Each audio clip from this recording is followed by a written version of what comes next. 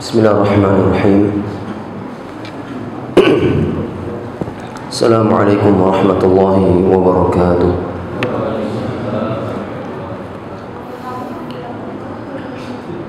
Innal hamdalillah nahmaduhu wa nasta'inuhu wa nastaghfiruh wa na'udzu billahi min shururi anfusina wa min sayyiati a'malina. Man yahdihillahu fala mudilla lahu wa man yudlil fala hadiya lahu. Asyhadu an la ilaha illallah wahdahu la syarika lah wa asyhadu anna Muhammadan 'abduhu wa rasuluh la nabiyya wa la rasula ba'dah. Allahumma fassalli wa sallim wa barik ala sayyidina Muhammadin wa ala alihi wa ashabihi wa man tabi'ahum bi ihsanin ila yaumiddin, amma ba'd. فقال الله تعالى في كتابه العزيز: يا أيها الذين آمنوا اتقوا الله حق تقاته ولا تموتن إلا وأنتم مسلمون. صدق الله العظيم. سبحانك لا علم لنا إلا ما علمتنا إنك أنت العليم الحكيم. اللهم إنا نسألك علما نافعا ونعوذ بك من علم لا ينفع. اللهم لا سهل إلا ما جعلته سهلا وأنت تجعل الحزن إذا شئت سهلا. Ma'asyiral muslimin, hadirin jamaah salat maghrib Masjid Al-Hidayah yang mudah-mudahan selalu dirahmati dan dimuliakan oleh Allah Subhanahu wa taala. Alhamdulillah, di kesempatan yang berbahagia ini kita dipertemukan oleh Allah Subhanahu wa taala guna melanjutkan kajian kita berkenaan dengan Asmaul Husna, yang insyaallah pada malam hari ini nama yang akan kita bahas adalah Al-Maula atau Al-Wali. Ya, Al-Maula atau Al-Wali. Al-Maula dan Al-Wali ini memiliki makna dasar yang sama. Ya, meskipun nanti para ulama mereka membedakan ya tentang konsep al-maula dan konsep al-wali itu seperti apa, tapi makna dasarnya sama, yaitu yang maha dekat.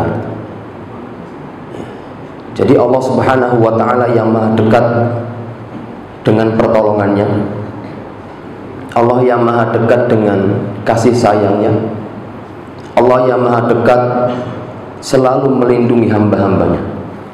Nah, inilah yang dinamakan dengan Al-Maula atau Al-Wali. Jemaah yang dimuliakan oleh Allah, mari kita coba melihat penafsiran para ulama tentang Al-Maula. Ibnu Jarir rahimahullah, beliau menafsirkan Al-Maula dengan An-Nasir. Ya, An-Nasir artinya apa, Pak? Maha penolong. Ya. An-Nasir ya, di dalam bahasa Arab dia mengikut wazan fa'il. Ya, yang mana wazan fa'il ini adalah salah satu wazan mubalaghah, yang artinya sangat dan terus menerus, berulang-ulang, sehingga Allah dikatakan Al-Maula ya, bermakna An-Nasir. Allah terus ya dan selalu menolong hambanya ya, karena dalam wazan fa'il atau al-mubalaghah. Ini yang pertama. Kemudian yang kedua, Imam Ats-Tsalabi ya, Imam Ats-Tsalabi beliau menafsirkan Al-Maula dengan Al-Mutawalli li ahwali ibadihi. Al-Maula yaitu yang selalu mengurus urusan hambanya, yang selalu menghandle ya, urusan-urusan hambanya.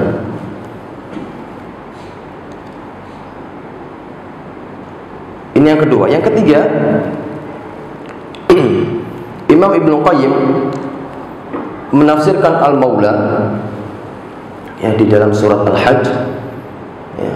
Allah berfirman, wa ni'mal maula wa ni'man nasir. Ya. Allah sebaik-baik al-maula dan Allah sebaik-baik penolong. Kata Ibnu Qayyim, ni'mal maula bermakna fala yudhi'u man tawallahu. Allah tidak menyia-nyiakan, ya. Allah tidak mengabaikan orang-orang yang bersandar kepadanya. Ya, Allah enggak mengabaikan orang-orang yang bersandar kepada Allah Subhanahu wa taala. Ya, sebab Allah mengurus urusan mereka. Allah yang menghandle urusan mereka. Wa ni'man nasir. Ibnu Qayyim mengomentari, fala yaghlibu man nasarahu. Tidak ada kekalahan bagi orang-orang yang ditolong Allah. Jika kalau kita dalam pertolongan Allah, maka tidak ada istilah kekalahan. Kalau kita sekarang menolong, ya, saudara kita, menolong kawan-kawan kita, mungkin besok bisa kalah. Besok kita menolong saudara kita, teman-teman kita, mungkin lusa bisa kalah. Tapi yang orang di dalam pertolongan Allah Subhanahu wa taala tidak ada istilah kalah. Ya. Di manakah pertolongan tanpa ada kekalahan? Maka jawabannya wa ni'man nasir. Ya, ketika pertolongan itu berada datang dari yang maha terbaik menolong, yaitu Allah Subhanahu wa taala. Di dalam ayat ini tadi, wa ni'mal maula wa ni'man nasir, Allah menggandengkan namanya al-maula dengan an-nasir. Ya. Allah al-maula dan Allah an-nasir. Apa maknanya? Maka al-maula yang maha menangani segala urusan-urusan hambanya, menangani segala persoalan dengan segala pertolongan, menangani urusan hambanya dengan nikmat-nikmatnya, menangani urusan hambanya, perkara-perkara hambanya dengan perlindungannya. Nah, inilah jamaah yang dimuliakan oleh Allah, penafsiran al-maula oleh para ulama. Sering kita melihat nama sahabat atau nama tabi'in, ya, ujungnya itu ada nama maula. Misal, ya maknanya sama nanti. Ya, makna secara bahasanya. Zaid bin Harithah, maula Nabi sallallahu alaihi wasallam. Zaid bin Harithah adalah maulanya Nabi. Apa? Pembantunya. Ya, artinya Zaid bin Harithah ini yang menangani, yang mengurusi Nabi, yang menyiapkan pakaiannya Nabi, ya, mungkin yang membelanjakan, ya, keperluan Nabi. Anas bin Malik maulan Nabi, karena sejak kecil Anas bin Malik, ya, dihibahkan oleh ibunya untuk Rasul, sehingga beliau Anas bin Malik merupakan maula Nabi, pembantu Nabi yang mengurus segala perkara-perkara Nabi Shallallahu Alaihi Wasallam. Ini penyebutan al-maula oleh para ulama. Jemaah yang dimuliakan oleh Allah, mari kita melihat penyebutan al-maula di dalam Al-Quran. Allah menyebut nama al-maula di dalam Al-Quran sebanyak 12 kali, dan hampir mayoritas penyebutan nama al-maula, ya, itu selalu dihubungkan dengan orang-orang yang beriman. Yang pertama, di dalam surat Al-Baqarah ayat 286, Allah berfirman, wa'fu anna waghfir lana warhamna. Apa lanjutannya? Anta maulana fansurna 'alal qaumil kafirin. Maafkanlah kami, ya, ampunilah kami, sayangilah kami, anta maulana.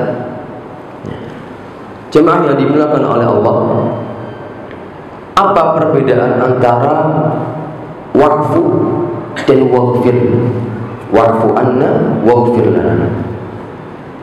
Wa'fu anna, ya, itu asal artinya adalah menghapus. Waghfir lana, asal arti katanya adalah menutupi. Sehingga makna wa'fu anna waghfir lana artinya adalah, ya Allah, maafkanlah segala kesalahanku dan tutupilah setiap aib yang ada di dalam kesalahanku. Karena sejatinya tidak ada kesalahan, ya, yang di dalamnya tanpa aib. Kalau kita melihat seseorang melakukan kesalahan, ya, pasti ada aibnya. Sehingga makna wa'fu anna waghfir lana, ya Allah, maafkanlah segala kesalahan-kesalahanku dan tutupilah, ya, setiap aib yang ada di kesalahan tersebut. Kita butuh wa'fu anna, ya, agar kesalahan tersebut terhapus. Kita juga butuh waghfir lana, agar setiap aib-aibnya tertutupi, ya, sehingga sekali lagi, ya, wa'fu anna waghfir lana, bermakna, ya Allah, maafkanlah segala kesalahan kami dan tutupilah segala aib yang berada di dalam kesalahan tersebut. Warhamna, ya, dan sayangilah kami. Setelah kita meminta 3 hal di dalam doa tadi, wa'fu anna, maafkanlah kami, waghfir lana, ampunilah kami, warhamna, sayangilah kami, kemudian kita menyanjung Allah atas 3 permintaan tersebut. Anta maulana, anta maulana, engkaulah yang mengendalikan seluruh urusan kami. Engkau yang mengendalikan urusan kami dengan pertolonganmu. Engkau yang mengurus segala urusan kami dengan kasih sayangmu. Engkau yang mengurus urusan kami dengan kekuatan. Maka anta maulana, ya, engkau yang mengurus kami dengan pertolongan dan kasih sayang. Fansurna 'alal qaumil kafirin, ya, bantu kami, ya, atas orang-orang kafir. Ini yang pertama. Kemudian di antara ayat yang menyebutkan maula di dalam surat Al-Hajj ayat 28, Allah berfirman, wa'tasimu billahi huwa maulakum fa ni'mal maula wa ni'man nasir. Dan berpegang teguhlah kepada Allah, ya, taatilah Allah, bertawakallah kepada Allah, ya, bertakwalah kepada Allah. Huwa maulakum, sesungguhnya Allah yang mengurus urusan kalian. Fa ni'mal maula wa ni'man nasir. Maka Allah sebaik-baik penolong, Allah sebaik-baik yang mengurus urusan hambanya, wa ni'man nasir, dan Allah sebaik-baik penolong. Kemudian yang ketiga, di dalam surat At-Taubah ayat 51, Allah berfirman, qul la yusibana illa ma kataballahu lana. Katakanlah wahai Muhammad, tidak akan ada yang menimpa kami kecuali apa yang telah Allah tulis untuk kami. Huwa maulana, dialah maula kami. Wa 'alallahi falyatawakkalul mu'minun, dan hanya kepada Allah lah orang-orang beriman itu bertawakal. Ini kisah tentang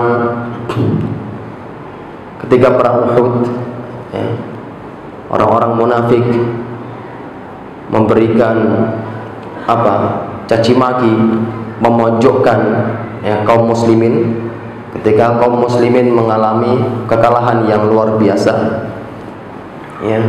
Rasul memerintahkan para sahabat yang bertugas memanah untuk tetap di atas, akan tetapi mereka melanggar perintah Rasul dan mengalami kekalahan yang luar biasa. Maka orang-orang munafik mengatakan, makanya nggak usah perang, nggak usah berjihad, toh ujung-ujungnya kalian akan kalah.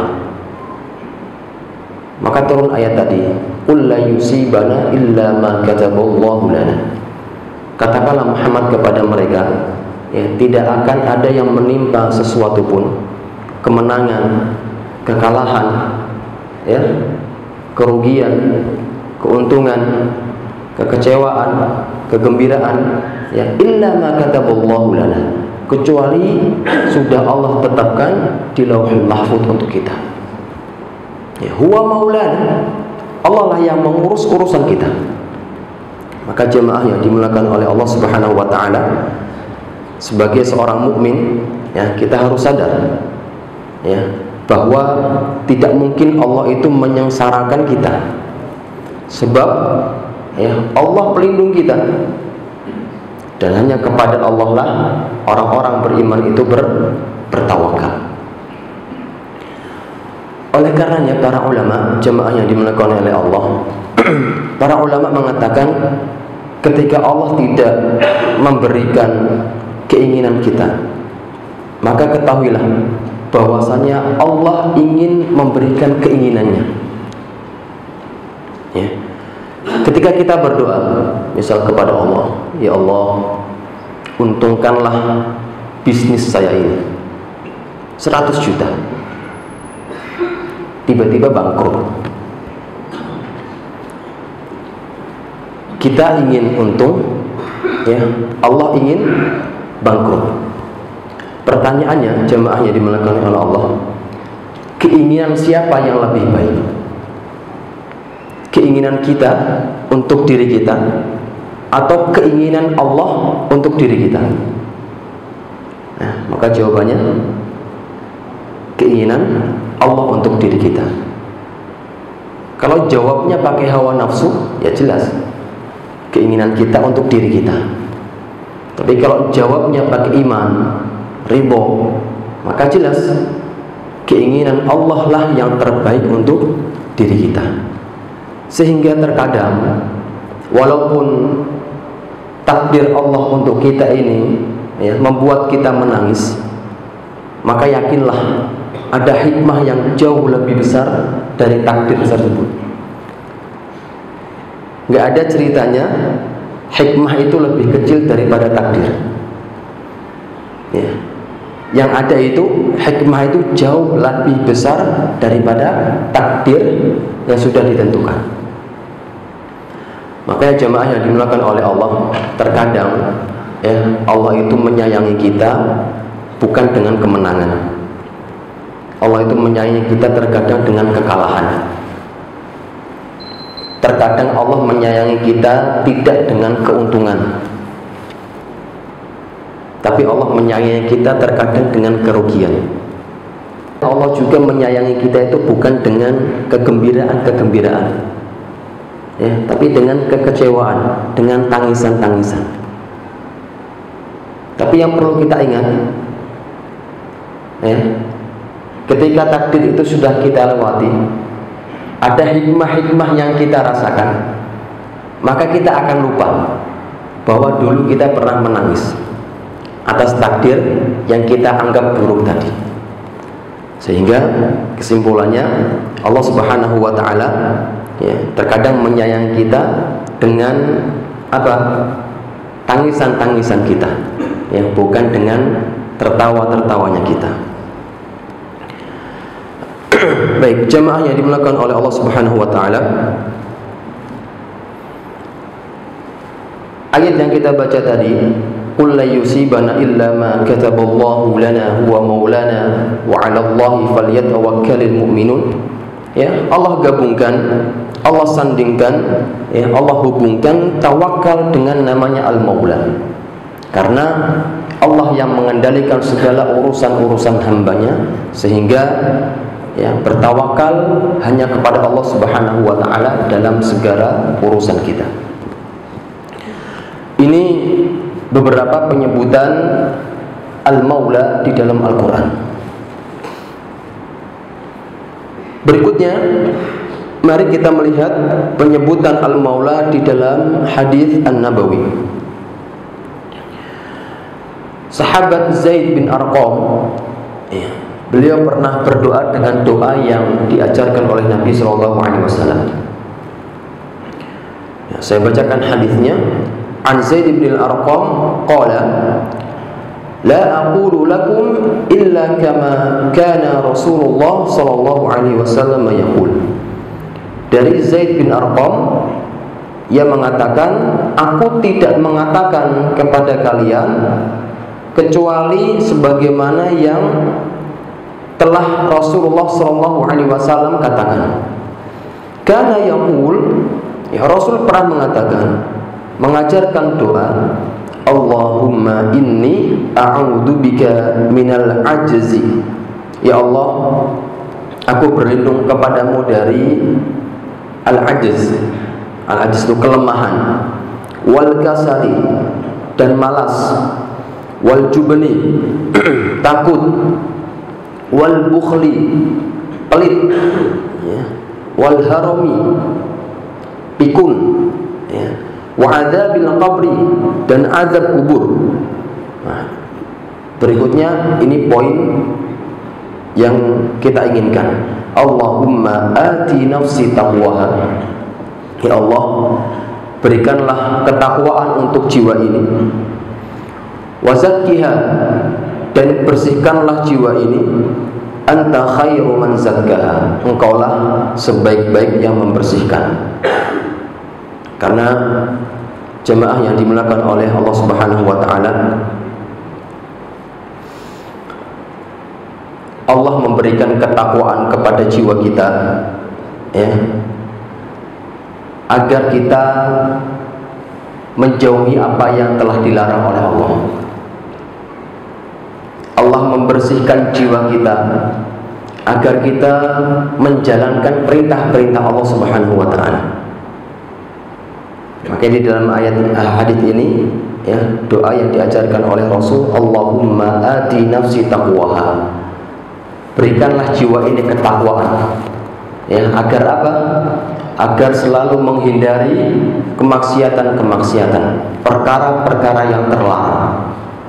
Wa zakkiha, dan bersihkanlah jiwa ini agar apa?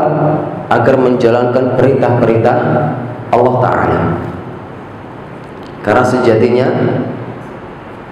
ketaatan-ketaatan, ya, amal soleh itu membersihkan. Ya, sholat membersihkan, ya, tanha 'anil fahsya wal munkar. Zakat membersihkan harta. Sedekah, membersihkan dari segala penyakit, ya. Amal soleh itu sejatinya adalah membersihkan, ya. Wa zakkiha, dan bersihkanlah jiwa ini. Anta khairu man zakkaha, engkaulah sebaik-baik yang membersihkan. Anta waliyuha wa maulaha, engkaulah walinya dan engkaulah maulanya, ya, engkaulah walinya dan engkau maulanya. Nah, pertanyaannya sekarang, ya, muncul dua nama, Al-Maula dan Al-Wali. Apa perbedaan dua nama ini? Ya, kita lihat. Al-Wali, ya, dan Al-Maula, yang tadi makna dasarnya sama, yaitu yang maha dekat, ya, tapi ada perbedaan, ya, dalam konsep. Al-Wali itu yang menangani urusan-urusan hambanya, ya, persoalan-persoalan secara umum, ya. baik itu diberikan untuk orang beriman ataupun orang-orang kafir. Al-Maula, Allah yang mengurus persoalan-persoalan secara khusus. Jadi ada orang-orang yang diurus, ya, urusannya oleh Allah, diberi makan, diberi minum, ya, diberi jabatan, diberi kekayaan, diberi ketampanan, ya, dikasih kecantikan. Ini namanya al-wali, ya, secara umum. Apakah itu untuk orang beriman ataupun orang-orang kafir. Ada sebagian hamba manusia yang diurus persoalannya oleh Allah, ya, dalam masalah batinnya. Ya, Allah kasih dia ridho, Allah kasih dia sabar, Allah kasih dia iman, ya, Allah kasih dia qanaah. Dan ini untuk orang-orang beriman. Nah, inilah yang dinamakan dengan al-maula. Jadi al-wali, Allah mengurus urusan hambanya dalam perkara atau persoalan umum. Adapun al-maula, Allah mengurus persoalan hambanya dalam persoalan khusus. Baik, jemaah yang dimuliakan oleh Allah Subhanahu wa taala, ini penjelasan, ya, tentang nama Allah Al-Maula ataupun Al-Wali. Yang berikutnya, indikasi-indikasi atau ciri-ciri Allah Subhanahu wa taala telah menjadi maula bagi kita. Apa ciri-ciri yang bisa kita lihat, yang bisa kita rasakan bahwa Allah telah menjadi al-maula untuk kita, untuk diri kita ini? Yang pertama, ketika Allah menjadi al-maula untuk diri kita, maka Allah akan fahamkan kita dengan pemahaman agama yang benar. Allah akan berikan kita pemahaman terhadap agama dengan pemahaman yang lurus. Maka ini merupakan bukti bahwa Allah menjadi maula bagi kita, ya, karena dengan pemahaman agama yang lurus ini, ya, kita tidak terjatuh ke dalam kekeliruan. Dengan pemahaman yang lurus ini kita tidak terjatuh ke dalam kesesatan. Dengan pemahaman yang lurus ini juga kita tidak terjatuh dengan fitnah akhir zaman. Kita nggak tergelincir. Kita sekarang hidup di akhir zaman yang penuh dengan fitnah. Maka kalau orang tidak kokoh dengan pemahaman agama, ya, dia akan tergelincir dengan fitnah-fitnah yang ada. Jabatan fitnah. Orang yang nggak kokoh dengan agamanya, maka dia akan tergelincir, ya, untuk menyuap agar naik jabatan. Wanita fitnah. Orang yang agamanya tidak kokoh, maka dia akan tergelincir dengan fitnah wanita. Jadi akhir zaman ini penuh dengan fitnah, ya, yang sangat banyak, sehingga kalau agamanya tidak benar-benar kokoh, ya, pemahamannya tidak benar-benar lurus dan kokoh, maka dia akan mudah tergelincir ke dalam fitnah-fitnah akhir zaman. Nah, ini yang pertama, ya. Jadi di antara ciri Allah menjadi al-maula bagi kita adalah Allah memberikan kita tentang pemahaman agama yang lurus. Yang kedua, ciri Allah telah menjadi al-maula bagi kita, ya, Allah telah berikan kita iman. Allah berikan kita keyakinan, ya, keyakinan yang kuat. Karena di dalam memahami, ya, kekuatan Allah Subhanahu wa taala itu butuh keyakinan yang sangat besar.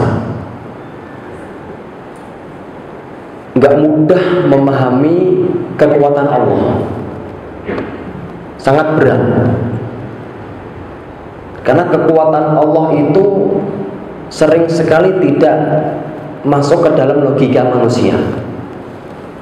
Kalau kita nggak yakin dengan kekuatan Allah, maka bermasalah iman kita. Maka berarti Allah tidak menjadi maula untuk kita. Misal, kita percaya Pak ya, bahwasanya Al-Quran itu adalah penyembuh. Percaya nggak Pak? Yakin nggak Pak? Saya tanya, berapa persen yakinnya bahwasanya Al-Quran itu adalah penyembuh? 75%? 90%? 1000%? Berarti ini benar-benar yakin Al-Quran adalah penyembuh. Wa nunazzilu minal Qur'ani ma huwa shifa. Kami turunkan Al-Quran itu sebagai syifa. Syifa itu bukan obat, tapi apa? Penyembuh. Saya punya kenalan seorang ustadz. Beliau diantara kesibukannya adalah sebagai terapis, terapis Al-Quran. Beliau sering sekali diundang, atau sering sekali orang itu datang ke rumah beliau untuk konsultasi tentang segala macam penyakit, baik itu penyakit medis, non medis, atau penyakit duniawi. Artinya dalam masalah usaha bangkrut segala macam. Di antara cerita beliau itu, beliau pernah bercerita ada sebuah rumah sakit yang menangani sebuah pasien yang ketika dioperasi itu darahnya nggak berhenti-berhenti, ngucur terus. Ini dokter sudah kewalahan, maka dipanggil ustadz tadi untuk menangani pasien tadi. Yang dipanggil siapa Pak? Ustadz, bukan dokter. Dipanggil dia, ini gimana caranya? Ini pasien sudah kita apain segala macam, tapi darahnya nggak mau berhenti. Apa yang dilakukan oleh ustadz tadi? Beliau membacakan surat Al-Baqarah dari ayat pertama sampai ayat terakhir. Begitu selesai di ayat terakhir, apa ayat terakhir surat Al-Baqarah? Tadi kalau nggak saya, fansurna alal qaumil kafirin. Darahnya langsung berhenti seketika. Logika nggak bakal nyambung, tapi kalau memahami dengan iman, dengan keyakinan, maka nggak ada yang mustahil. Beliau pernah juga didatangi oleh orang tua yang anaknya bermasalah. Anaknya sudah umur 11 tahun, autis, berarti kan sudah sangat telat gitu kan. 11 tahun baru diobati, sudah sangat telat. Maka apa yang dilakukan oleh ustadz tadi?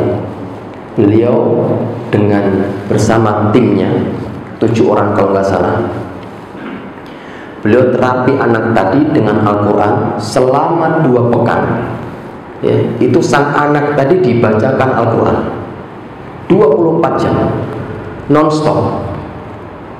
Makanya orang yang tadi 7 orang 24 jam non-stop dibacakan Al-Quran. Bukan pakai murotal,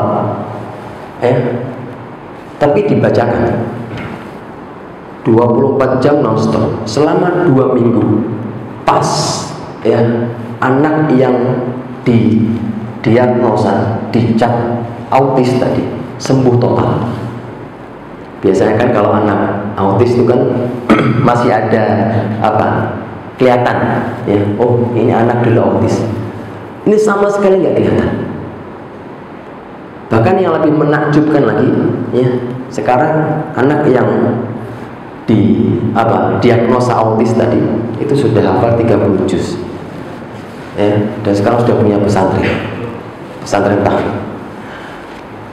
logika manusia nggak akan nyambung. Gimana ceritanya Al-Quran bisa menyembuhkan penyakit yang luar biasa tadi?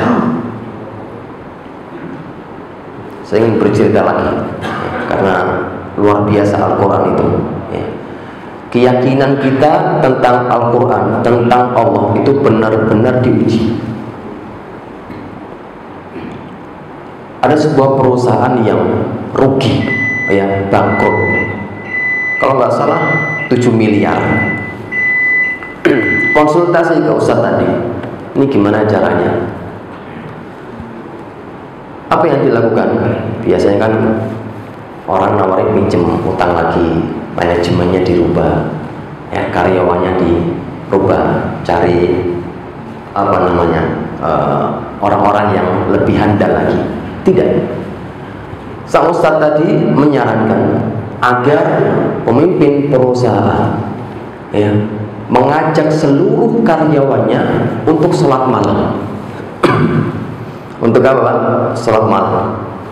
Dan setiap waktu sholat datang itu semuanya harus berhenti, semuanya sholat. 1 bulan, Pak. 1 bulan hutang 7M perusahaan tadi itu lunas. Luar biasa, subhanallah. Jadi keyakinan kita terhadap Allah itu benar-benar sangat berat, sangat berat.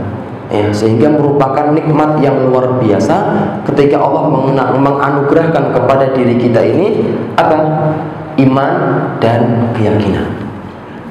Sederhana saja, Pak. Kalau kita sakit perut, ngapain, Pak? Minum obat ya? Kerokan, kamar mandi. Padahal simpel, Pak. Nabi sudah mengajarkan. Kalau kita sakit perut, tinggal pegang perutnya, baca bismillah 7 kali, kemudian berdoa, a'udzu bi'izzatihi wa qudratihi min syarri ma ajidu wa uhadir. Orang kalau nggak yakin, ya nggak bakal dipraktekkan. Orang kalau imannya nggak benar, ya nggak bakal dipraktekkan itu. Jadi syifa Al-Quran itu benar-benar menjadi syifa kalau kita itu benar-benar yakin. Kalau kita nggak yakin, ya nggak bakal terrealisasi. Meskipun kita banting tulang, capeknya luar biasa, tapi kalau kita nggak yakin, nggak ada gunanya. Maka ini ciri yang kedua, bahwa di antara Allah menjadi Al-Maula bagi kita, Allah memberikan iman dan keyakinan kepada kita. Yang berikutnya, ketika Allah Subhanahu wa ta'ala menjadi Al-Maula untuk kita, maka Allah akan melepaskan kita dari kawan-kawan, dari orang-orang yang buruk, kawan-kawan yang menginginkan kita jatuh ke dalam kekotoran. Karena ada, Pak, kawan-kawan yang seperti itu, orang-orang yang seperti itu, mereka inginnya kita itu sengsara, mereka inginnya kita jatuh. Kita diajak ke diskotik, kita diajak mabuk-mabukan, kita diajak ikut apalah yang melakukan kemaksiatan-kemaksiatan. Indikasi Allah sebagai seperti itu. Yang terakhir, indikasi Allah menjadi Al-Maula untuk kita adalah Allah menjauhkan kita dari perbuatan yang sia-sia. Jangankan perbuatan yang dosa, perbuatan yang sia-sia Allah jauhkan dari kita. Apa perbuatan sia-sia? Nonton sinetron misalnya, nonton film yang nggak jelas, yang nggak ada faedahnya, sia-sia. Indikasi Allah menjadi Al-Maula untuk kita, Allah jauhkan kita dari perbuatan yang sia-sia, dan Allah akan mengarahkan kita kepada perbuatan atau hal-hal yang bernilai. Inilah beberapa indikasi bahwa Allah jadi Al-Maula untuk kita. Jemaah yang dimuliakan oleh Allah Subhanahu wa taala, yang terakhir, buah mengimani nama Allah ya, Al-Wali atau Al-Maula. Ya, jadi mengimani kedua nama tersebut, Allah Al-Wali dan Allah Al-Maula, ya, mengetahui maknanya dengan yakin akan menumbuhkan rasa tawakal yang tinggi ya pada diri seorang hamba. Ya, gimana tidak? Ya, karena dia yakin bahwasanya Allah yang mengurus segala urusannya, Allah yang menghandle segala urusannya, sehingga dia sangat bertawakal dengan tawakal yang tinggi kepada Allah Subhanahu wa taala. Dia yakin Allah akan mencukupinya. Kita bisa melihat keyakinan tersebut ya di dalam diri ya sahabat Zubair, ya Zubair radhiyallahu anhu. Ketika beliau ya berkata kepada anaknya ya saat perang Jamal, beliau Zubair gugur ya syahid ya ketika perang Jamal. Ketika sebelum perang ia mengatakan kepada anaknya, wahai anakku, jika nanti aku tidak mampu membayar seluruh utangku, maka mintalah tolong kepada maulaku. Ya, mintalah tolong kepada siapa, Pak? Maulaku. Maka anaknya berkata, demi Allah, aku tidak mengetahui apa yang dimaksudkan dengan maulaku. Maka sang anak tadi ya, atau sang ayah ya bertanya, siapakah maulamu? Maka jawab anaknya, Allah. Ya, maula kita adalah Allah. Maka sang anak tadi mengatakan, demi Allah ya, tidaklah aku mengalami kesusahan ketika membayarkan utang untuk ayahku ya, kecuali aku berdoa dengan doa, wahai maula Zubair ya, maula ayahnya tadi yaitu Allah, bayarkanlah utangnya, kecuali Allah memberikan jalan untuk membayarkan utangnya. Ada kisah yang sangat bagus sekali ya, kisah seorang anak yang menitipkan sapi ya untuk anaknya. Ini kisah zaman Bani Israel yang disampaikan oleh Syekh Mutawalli Asy-Sya'rawi, salah satu mufti Mesir. Ia menceritakan bahwa sang ayah tadi ya itu menitipkan sapi kepada anaknya, kepada untuk anaknya ya, menitipkan kepada Allah Subhanahu wa taala. Ya, jadi kata dia, ya Allah, aku titipkan sapi ini, anaknya masih kecil sehingga dia tidak mengetahui ya kalau ayahnya menitipkan sapi tadi, masih usia 3 tahun. Ya Allah, saya titipkan sapi ini untuk anak saya. Ya, singkat cerita, ayahnya meninggal, sang anak sudah tumbuh besar. Ibunya mengatakan, ngasih kabar, kalau dulu ayahnya menitipkan sapi untukmu. Sekarang mana sapinya ibu? Nggak tahu. Dulu ayah menitipkan sapi ya, kepada Allah. Maka carilah. Nah, terus gimana saya nyarinya? Ya cari sebagaimana Allah menitipkannya. Ya, Allah menitipkan kepada siapa? Sang ayah tadi menitipkan kepada Allah, sehingga mintalah kepada Allah. Maka sang anak tadi meminta sapi ya kepada Allah. Ya Allah, kembalikanlah sapi yang dulu ayah titipkan untukku. Dahsyatnya, sapi itu tiba-tiba datang kepada dirinya. Padahal sapi itu sering diuber ya, sering mau ditangkap sama orang-orang, tapi nggak kena. Ya, ketika anak tadi berdoa dengan doa, ya Allah, kembalikanlah sapi yang telah dititipkan ayahku untuk, tiba-tiba datang. sapi datang kepada anak tadi. Singkat cerita, ya, terjadilah pembunuhan pada kaum Bani Israel. Tidak tahu pelakunya, ya, sehingga Nabi Isa memerintahkan untuk apa? Memotong sapi, ya. Akan tetapi Bani Israel yang Allah abadikan di dalam Al-Quran kisahnya, ya, Nabi Isa memerintahkan untuk memotong sapi. Mereka banyak tanya, ya. Singkat cerita, sapi yang diminta adalah sapi yang berwarna kuning keemasan dan tidak pernah dipakai untuk membajak. Sapinya persis yang dimiliki oleh sang anak tadi, warnanya kuning keemasan dan tidak pernah dipakai membajak. Maka orang-orang datang ke anak tadi ingin membelinya. Sang anak nggak mau, ditawar dengan harga yang tinggi nggak mau. Ujungnya apa? Saya mau menjual, ya, sapi ini dengan apa? Dengan emas seberat sapi ini. Sapi itu beratnya berapa kilo, Pak? 300 kilo, ya.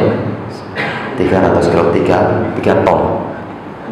Bayangin, emas 3 ton. Ya, mau gak mau harus dibeli dengan emas seberat itu, ya, karena Bani Israel tadi meminta untuk mencari pelaku, ya, siapa pembunuh orang tadi, sehingga, ya, dijuallah sapi tadi dengan harga emas seberat sapi 300 kilo, ya. Singkat cerita, dibunuhlah sapi tadi. Kemudian ditanya siapa pembunuh, fulan, ya, maka sapi tadi menjawab fulan, ya, maka ketahuanlah siapa pelaku pembunuhnya. Jadi yang ingin digarisbawahi tadi, gimana tawakalnya orang sang ayah tadi menitipkan sapi kepada Allah untuk anaknya. Anaknya otomatis jadi orang kaya raya. Emas 1 gram berapa sekarang? 1 juta lebih. Ini 3 ton. Ya, mungkin bisa dikatakan orang terkaya sedunia. Baik, Allah wa'alam.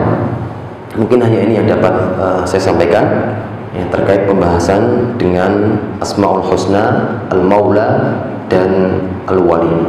Allah adalah yang mengatur, ya, urusan-urusan hambanya, perkara-perkara hambanya.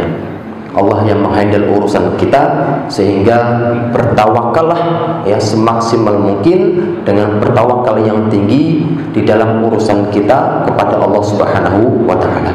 Aku qouli hadza wa astaghfirullah li wa lakum wa sallallahu ala nabiyyina Muhammadin wa akhiru da'wana alhamdulillahi rabbil alamin. Kita tutup dengan doa kafaratul majlis.